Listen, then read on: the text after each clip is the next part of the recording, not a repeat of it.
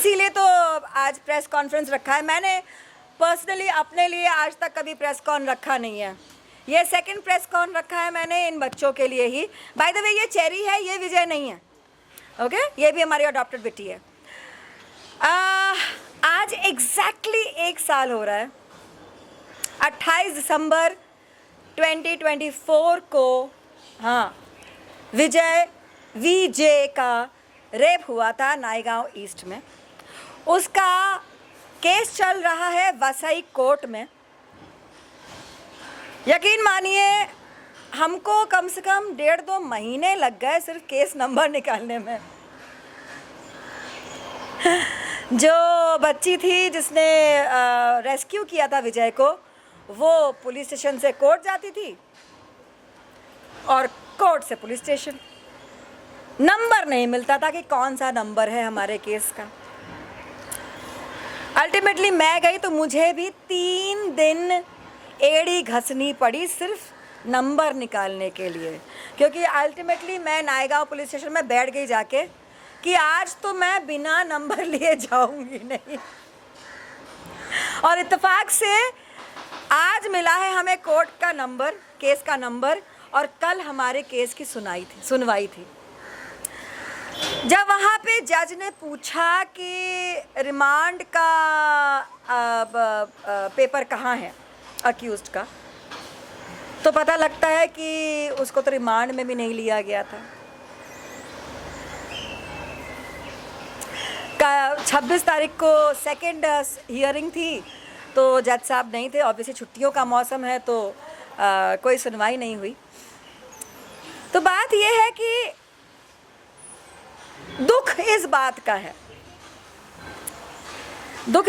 है कि जानवर के साथ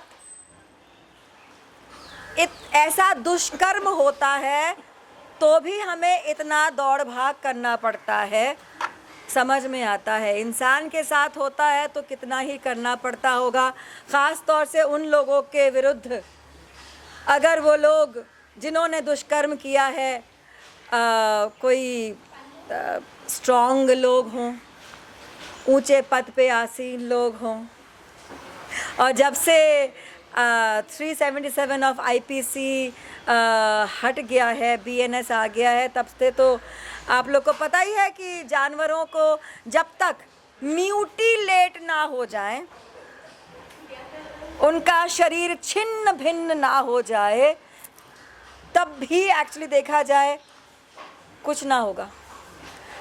यूँ कह लीजिए कि हम बेवकूफ़ हैं जो हम केस लड़ रहे हैं, क्योंकि हमें ये लग रहा है, हमने अपनी आँखों से देखी है विजय की तकलीफ़ को, हमने उसे महसूस किया है, देखा है स्वयं, और हमें एहसास हुआ है कि कितना ज़्यादा तकलीफ़ होता होगा किसी भी प्राणी को जिसको जिस्मानी तौर पे नोचा खसोटा उसे भेदा जाता होगा।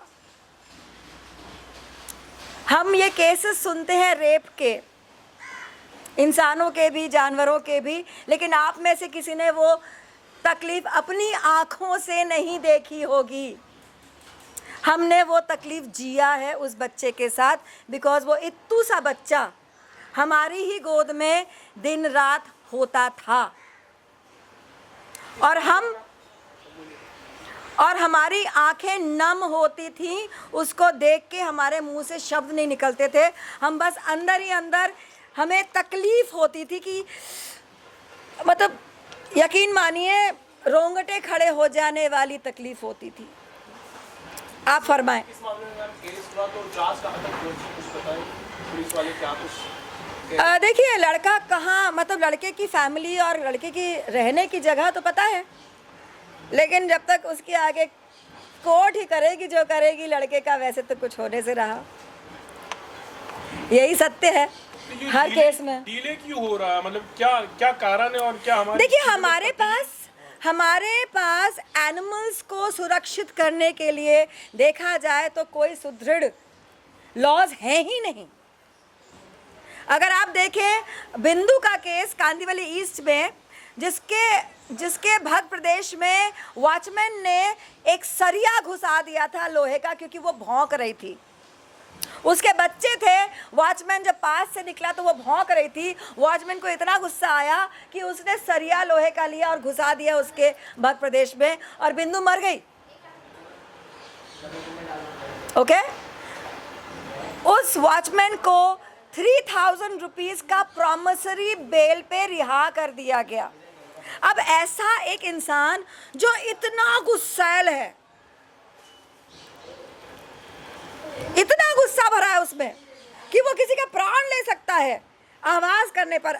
भौंकना भी तो एक तरीके का आवाज है, हम तो उसे ऐसे ही देखते हैं। तो क्या वो बाकी इंसानों के लिए कंप्लायंट है? बाकी इंसान और बच्चे उससे सुरक्षित हैं? बच्चे अगर खेल रहे हों, उनकी किलकारियां उसके कानों में अगर भेद रही हो कानों को, तो क्या वो बच्चा सेफ रहेगा ऐसे आदमी से? आप लोग को ये समझ में क्यों नहीं आता है?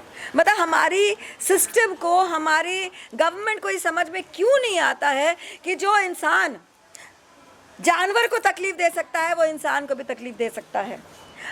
जो इंसान जानवर से इतनी नफरत कर सकता है कि उसको नेस्तो नाबूद करने पे तुला हुआ है, जगह से ख़त्म करने को तुला हुआ है, ऐसे शेल्टर्स जो एग्जिस्ट नहीं करते हैं वहाँ डालने पे तुला हुआ है। आप ये देखिए कि हमारे देश में इंसान को प्रॉपर मेडिकल केयर नहीं मिलता, 2 वक्त का खाना नहीं मिलता। कितने ही लोग अपने अपने गांव से निकल के आते हैं बड़े बड़े शहरों में ताकि यहाँ पे कमाएं। एक एक आदमी 10-10 लोगों के साथ कमरे में रहता है, सुबह से शाम तक मजदूरी करता है, घर पैसे भेजता है ताकि घर वाले खाना खा सके ठीक से। ऐसे देश में इन जानवरों के लिए शेल्टर्स बनेंगे और इन जानवरों को सुरक्षित रखा जाएगा। आई एम सॉरी, मैं 1 महीने से बीमार चल रही हूँ, मैं कैसे बिलीव कर लूँ? एब्सोल्युटली, एंड एट फर्स्ट हम लोगों को ये भी अंडरस्टैंड करना चाहिए कि जो इस टाइप के क्राइम्स होते हैं अगेंस्ट एनिमल्स, वो सोसाइटी के लिए सिंबॉलिक नहीं है, वो सोसाइटी का डायग्नोसिस है। That we as a society हम अपना मॉरल थ्रेड तोड़ रहे हैं, हम अपने बच्चों को क्या सिखा रहे हैं। So the things that we would love to request is कि जो लॉज हैं वो स्ट्रॉन्गर बने फॉर द एनिमल्स। हम तो करबद्ध रिक्वेस्ट करना चाहते हैं, करबद्ध निवेदन करना चाहते हैं कि हमारे सड़क के जानवरों को जहाँ रहते हैं, जहाँ वो पैदा हुए हैं, उनको वहीं रहने दिया जाए। इनफैक्ट एक जज साहब ने कई साल पहले ये सजेशन दिया था कि हर बिल्डिंग को 2 इंडी डॉग्स अडॉप्ट करने चाहिए। अगर वो ऐसा हो जाता तो ये हालत नहीं होती। वो लोग अपने ही डॉग्स को वैक्सीनेट कराते प्रॉपरली, उन्हें न्यूटर करवा लेते और तादाद अपने आप कम हो जाती और इंसानों के भीतर उन अपने बिल्डिंग के डॉग्स के प्रति प्रेम बढ़ता। And adding to that ma'am, एक और चीज़ जो बहुत ज़रूरी है करना, ABC के जो हमारे विंग्स हैं, जितने भी सेंटर्स हैं, वो अपना काम कर रहे हैं या ना कर रहे हैं, उस पर चेक रखना बहुत ज़रूरी है। लाइक मैम सेड कि अगर वो काम सही तरीके से किया गया होता, सुप्रीम कोर्ट को अपना टाइम नहीं देना पड़ता for a hearing like this. मैं आज तक, एक सेकेंड सर, ABC के बारे में मैं इत्तेफाक से एक ABC सेंटर में गई और मैंने देखा कि वहाँ ऑपरेशन के बाद जो वुंड होता है उस पर बीटाडीन क्रीम लगा के उसको टेप किया जाता है और वो 5 दिन तक खोला नहीं जाता। उस ABC सेंटर में बीटाडीन क्रीम नहीं था, रिक्वेजिशन दी हुई थी, पता नहीं कब से वो आई नहीं थी। ओके, उस ABC जब डॉग्स का ऑपरेशन होता है, ये देखिए ये प्लीज देखिए, एक ऐसा सा टारगेटिंग की जाती है, ये होता है निशान लगा, ये निशान होता है कि इस बच्चे का ऑपरेशन हो गया है। इस निशान को करने के लिए फोर्सेप से यहाँ पे पकड़ा जाता है टाइट से, फिर एक और फोर्सेप लगाया जाता है, ब्लेड से काटा जाता है छोटा सा पोर्शन, और उस पर पोटेशियम परमैंगनेट के कुछ दाने डाल के कॉटन के ऊपर उस पर लगा दिया जाता है ताकि खून बहना रुक जाए। That is the procedure. Okay, कोई रॉकेट साइंस नहीं है वो। उस एबीसी सेंटर पे पोटेशियम परमैंगनेट नहीं था, वो लोग मोमबत्ती जला के इस जगह को जला रहे थे। ये है हमारे एबीसी सेंटर, मैम हमारे देश में जहाँ पे एनिमल्स को ऑपरेट करने के लिए फीमेल्स को ऑपरेट करते हैं तो गवर्नमेंट शायद 1300-1500 रुपये देती है, मेल्स के लिए 1000 रुपये देती है। तो देखा जाए तो ये बिजनेस सेंटर है, एबीसी सेंटर नहीं है। आपको तादाद कम करानी है ना, हम जैसे एनिमल लवर्स को सपोर्ट कीजिए, गवर्नमेंट हमको बुलाइए, हम करके देंगे। हम जो सारे फीडर्स हैं, हम मतलब फीडर्स एंड केयर गिवर्स, हमको बोलिए, हम करके देंगे। आपका काम सुनिश्चित तरीके से हम आपको करवा के देंगे, और अब तक कर भी रहे हैं। मैम हमारे देश में देखा गया है कि महिलाओं के साथ में रेप होता है तो रेपिस्ट बच जाते हैं, तो आपको लगता है कि एक जानवर के साथ में अगर रेप हुआ है तो इंसाफ मिलेगा? देखिए, एक 377 आईपीसी एक्ट का हट गया है, लेकिन एक ग्रुप ऑफ पीपल है जिन्होंने इस बात पे भी एक याचिका दायर की हुई है ऑलरेडी।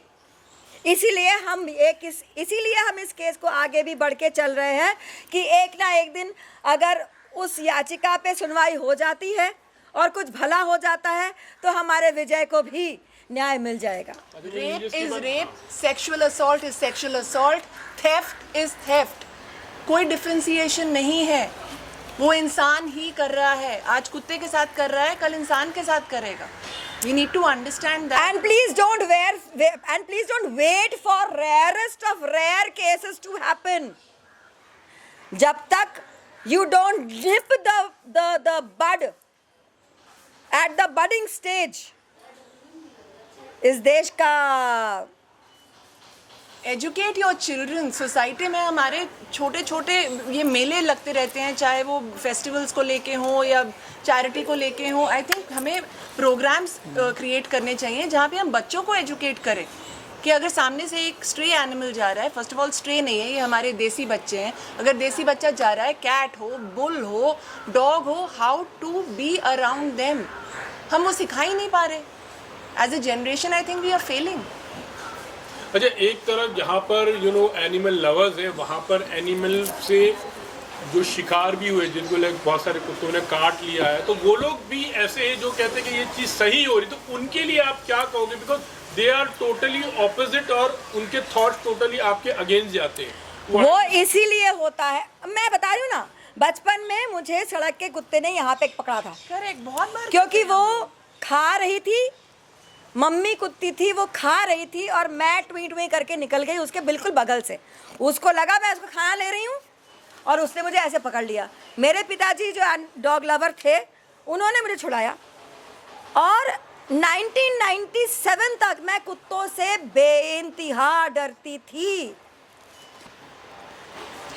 ओके, लेकिन जब समझ में आया तो आज देखिए, तो हर एक से क्यों आप किसी इंसान से पहली बार नहीं मिलते हो? आपको पता है वो इंसान आपको खंजर भोंकेगा या आपको चुम्मा देगा? क्या हो रहा है? मैं जो बात कर रही हूँ, तो अगर आपको पता है, जब आपको केस का तो बारे में मैंने बोल दिया था ना बेटा, अननोन पर्सन के साथ। हाँ, तो जब अगर आप किसी अनजान व्यक्ति से मिलते हो, आपको पता होता है क्या कि वो आपको खंजर भोंकेगा या आपको गले लगाएगा? नहीं पता है ना। तो आप कैसे जानोगे कि एक जानवर से मिलने के लिए आपको क्या करना होता है? जब तक कि आप जानना नहीं चाहोगे, आप अवगत नहीं होना चाहोगे, आप सीखना नहीं चाहोगे, आप कैसे इनके साथ एक राब्ता बनाओगे? और सिंपल सी चीज़ ये है कि हमें पता है कि रेप्स होते हैं, हमें पता है कि चोरी होती है, एक आदमी ने किया या औरत ने किया, क्या सारे आदमी रेपिस्ट हो गए? क्या सारे आदमी चोर हो गए या सारी औरतें मैनिपुलेटिव हो गई? नहीं ना, हर एक का एक पर्सनालिटी ट्रेट होता है। And please understand, for an animal to bite a human being there has to be a reason. वो बिना रीज़न के कोई भी एनिमल आपको अटैक नहीं करेगा। लाइक शी सेड, अगर एक लेपर्ड का भी पेट भरा है ना और वो अपने एनवायरनमेंट में है, who is not feeling attacked. जैसे कि आपने बताया कि आप खुद करने को तैयार है ABC में, क्या आप नहीं, मैं तो करती आई हूँ। मैंने अपने एरिया के कम से कम 400 बच्चों का खुद ABC कराया है। 25 साल से मैं ये काम कर रही हूँ बेटा। NGO तो मैं पिछले 5 साल से चला रही हूँ। मेरा NGO सिर्फ मेडिकल सेंटर है जहाँ पे मोस्टली टूटे फूटे बीमार बच्चे आते हैं, उनका दवाई की जाती है।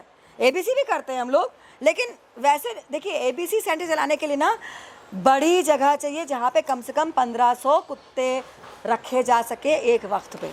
वो ना तो हमारे पास जगह है भाई, वो इंफ्रास्ट्रक्चर हमारे पास है नहीं। लेकिन कभी आपने कोशिश किया लोकल पॉलिटिशियन के पास जाके, जैसे कि असलम शेख बहुत बड़े पॉलिटिशियन है? नहीं, क्या किसी मैं politician के पास जाके भाई, आप- मुझे ना पॉलिटिक्स से बहुत डर लगता है। नहीं, बिना पॉलिटिक्स से कैसे आपको हेल्प मिलेगी? मुझे माफ़ कर दो। गवर्नमेंट से आप आज तक मैं अपनी कमाई से ही काम करती आई हूँ। 25 साल हो गए। जब से NGO चला रही हूँ तब से मैं बोलती हूँ, पोस्ट डालती हूँ कि भैया पैसे नहीं है तो कुछ दोस्त उनकी जो क्षमता होती है उसके हिसाब से मदद कर देते हैं। उसी तरीके से चल रहा है भैया। मैं गवर्नमेंट से, बिकॉज वो गवर्नमेंट से कलम घिसाई और आज अगर अर्जी डाली है 10 साल बाद काम होने की जो प्रोसेस है, क्योंकि भैया मैं तो टेबल के नीचे पैसा नहीं दे सकती, मुझसे ना होने वाला, नहीं मतलब अगर आप बातचीत ना होने वाला। देखिए, अगर इंटेंट होता ना तो आज हम इस सिचुएशन में नहीं होते। ईरानी से प्लीज अगर प्लीज आप- हियर मी। नहीं, Understand स्मृति this. दोस्त है। 1 सेकंड रुक जाए, इस बात पे बोलने दे। स्मृति दोस्त है। स्मृति से आज तक मैंने अपना पर्सनल कोई काम नहीं कराया है और नहीं कराऊंगी।